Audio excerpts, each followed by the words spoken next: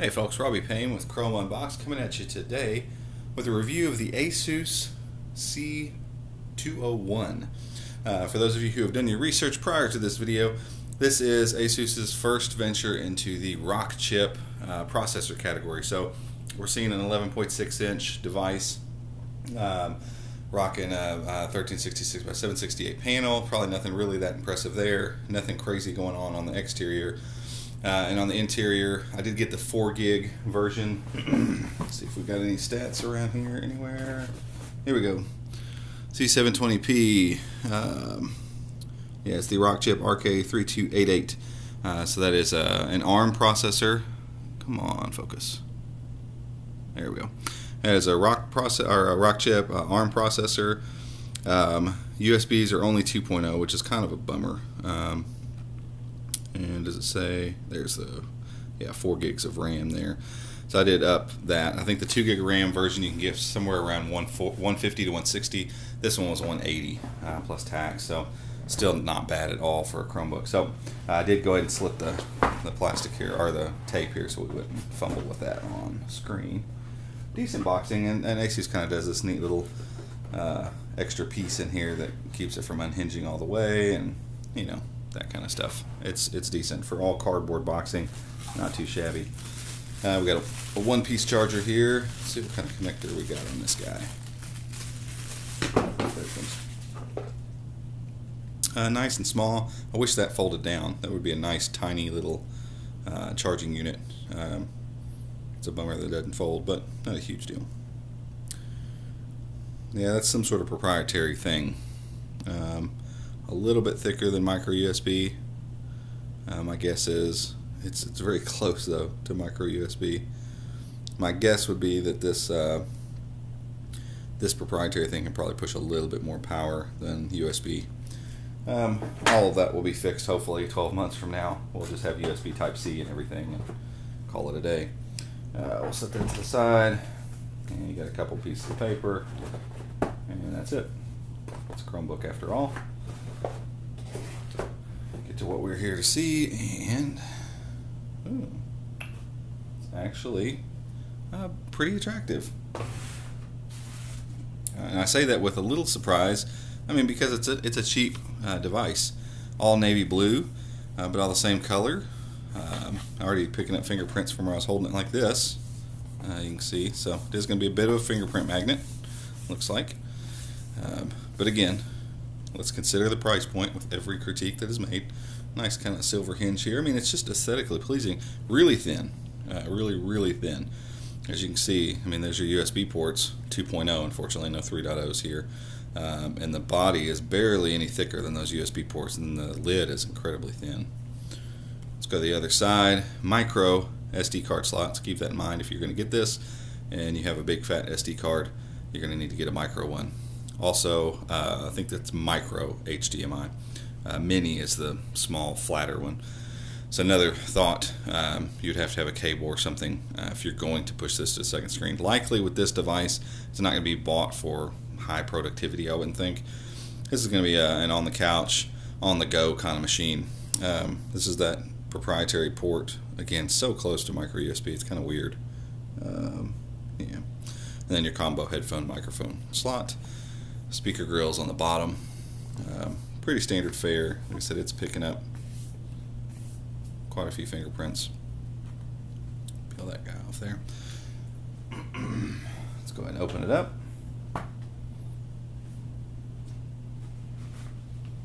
And honestly, I mean, I gotta say, it's a really good looking device. It gives me a lot of hope for what the Chromebook Flip's gonna look like. I've got that one on order. Should have it, I don't know, within a few weeks, hopefully.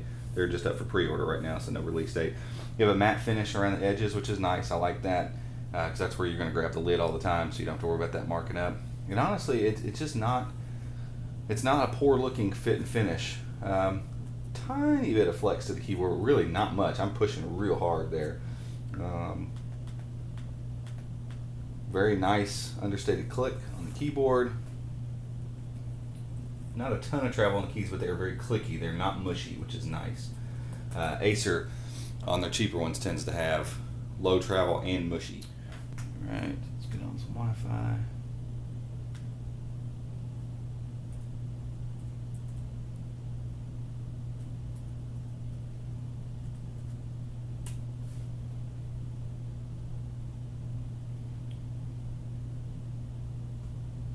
And this is Office public Wi-Fi, so if you magically saw that password, don't bother commenting on the comment thread. I don't care if you have our password. If you want to come by the office, come on by. I will, however, hide this password from you.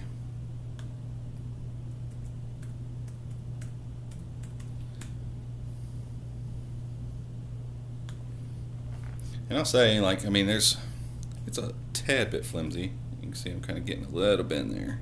A tad. When you hold it by, the corner test, hold it by its corner, it's not bending like crazy. There's no creaking going on, which is kind of nice. Again, I really wasn't expecting too much out of a $150 Chromebook. Let's crank the screen brightness up. Decently bright. Pretty washed out looking. Let's set a different wallpaper here. Something with some color in it. Some better colors.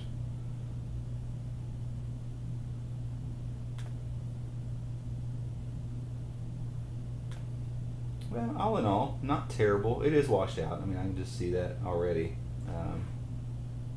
Does get better as you lean it back just a smidge. And viewing angles, it's a TN panel. You're seeing it completely ghost out at that point. Side to side. As long as you're on angle, it's not terrible. Move this back a little bit. You can kind of see. Not bad that way. So, again, I keep saying this. I'm probably going to keep saying it. For $150, what do you got to say?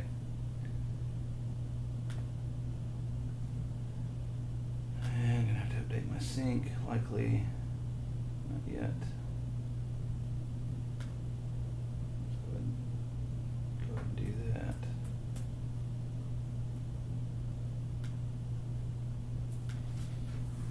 Excuse me again.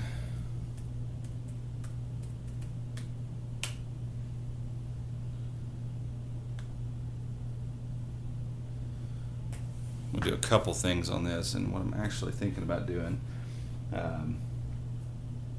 likely is signing out, because it's going to be trying to install all my stuff here in just a minute. But ultimately the trackpad feels pretty good. I want to say that. It's relatively responsive. There's a little bit of lag, but again, we're in the process of installing all my stuff and syncing everything up here for the next few minutes, so until that's done, I kind of give it a pass. Just so you all know, we have 100 megabit internet here at the office, so anything loading slowly likely is, the processor trying to deal with it. I'm going to let it load in before I go scrolling. And again, for those of you who know, The Verge is heavy content. I mean, we're talking tons of pictures, tons and tons of pictures. So that's why I go here all the time to check it. Decent scrolling. I mean, all in all, it's not that bad. It's not the smoothest I've ever seen. If I pulled my i5 ASUS C201 out here, it would blow this thing out of the water. But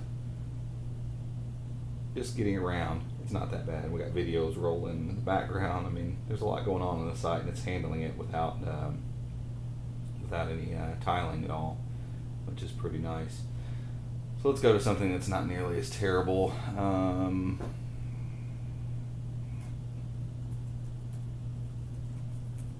In gadgets, it's closer to a more standard blog, less stuff going on. And they're getting heavier though.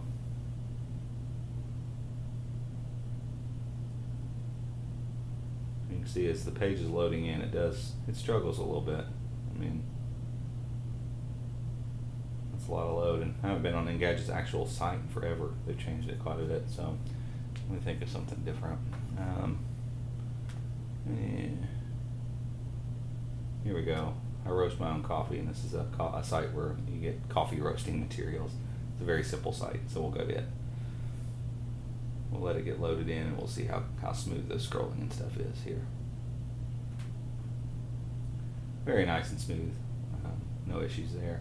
So, you know, standard website's probably going to have any problem whatsoever. One that this is going to be used on probably all the time would be Facebook.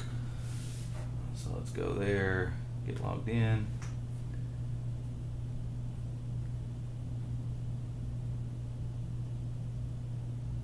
I don't get on Facebook a lot, so I'll probably have 28 notifications sitting up there. Cool. Why am I in this?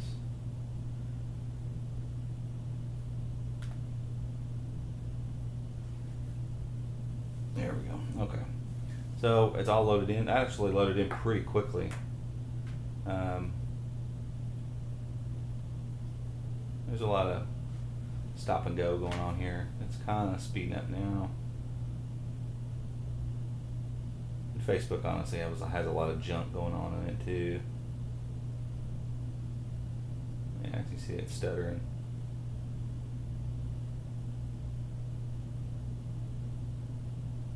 And again, part of this, some of my extensions are installing in the background right now, so here we go.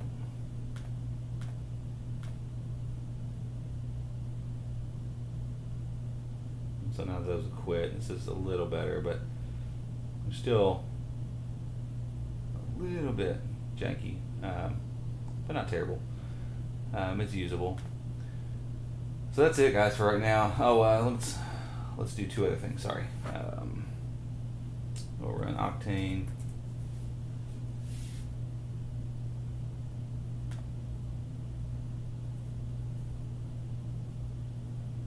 Oh, interesting. There's actually an update here. So in the review, I'll have done that update, and we'll kind of compare. See how Octane does, and then I want to test the speakers out for you.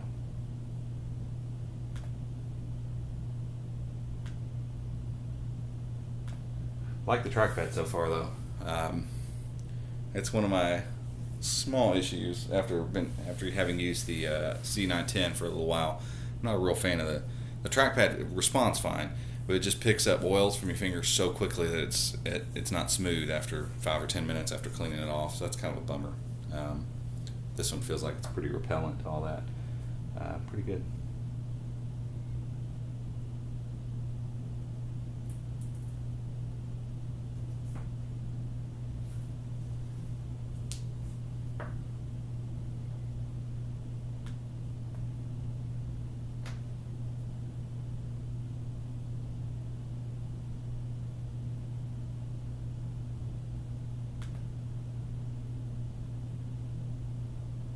$65.49.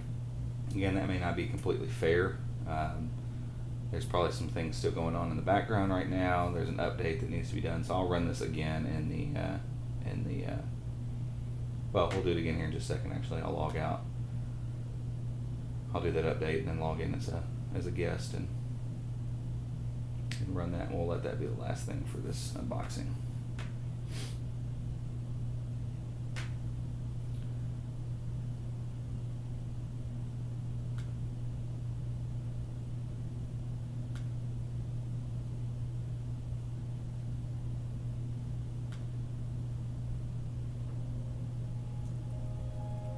Here's max volume on the speakers. And granted, this isn't a hard surface. They are up underneath here, so.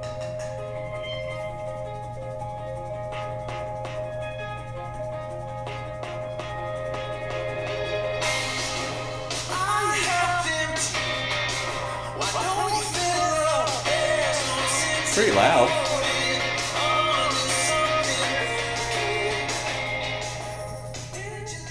I mean, I'm a terrible judge of computer speakers because I've yet to find any that I would say would replace, you know, a dedicated speaker.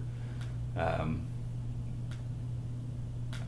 use the Bose SoundLink Mini all the time. I just have it hooked up with Bluetooth, and so computer speakers just all sound like crap to me. So I'm unsure of what computer anyone would buy that would change that. Even the original Pixel, which had much better speakers than the new one, I mean, they were okay, but they weren't great. Oh, I'm just gonna do browse as guest. So we're not loading in any of that stuff, and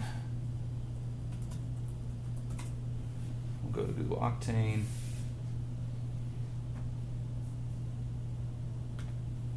we'll let this run, and then we'll call this done.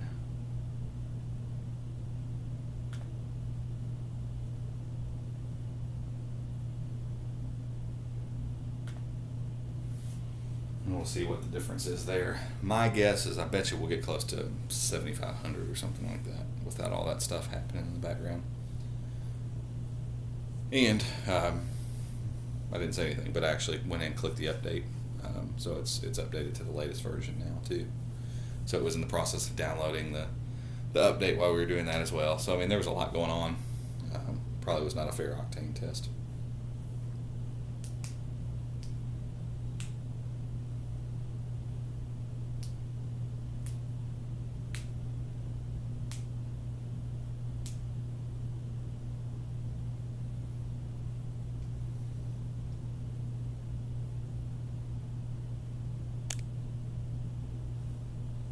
And survey says, and just for kicks, I was at Best Buy yesterday. I actually ran some octane tests on the Acer Chromebook 11. Still 6,900 basically.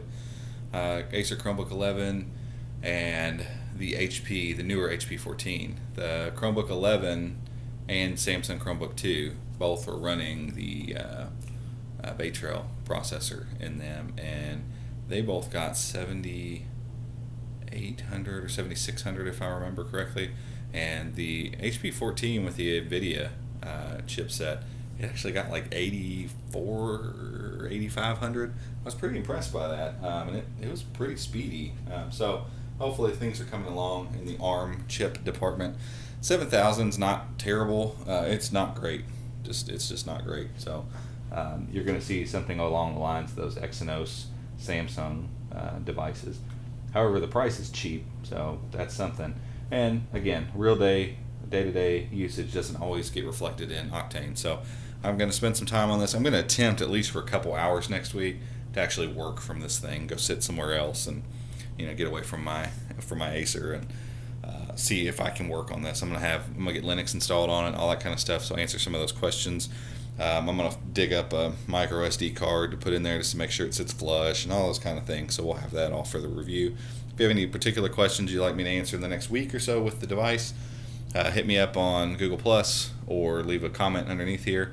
I'm also considering doing Periscope after the review, to sit here and just kind of answer questions that I didn't hit in the review. It's things that you'd like me to try on the device. So if that's of any interest to you, please hit me up on Google Plus on that and tell me, hey, I'd like to see you do a Periscope and a question and answer kind of session. Would be kind of neat, because so far I haven't gotten any response on that. So that's it for this one, guys. Until next time, talk to you later.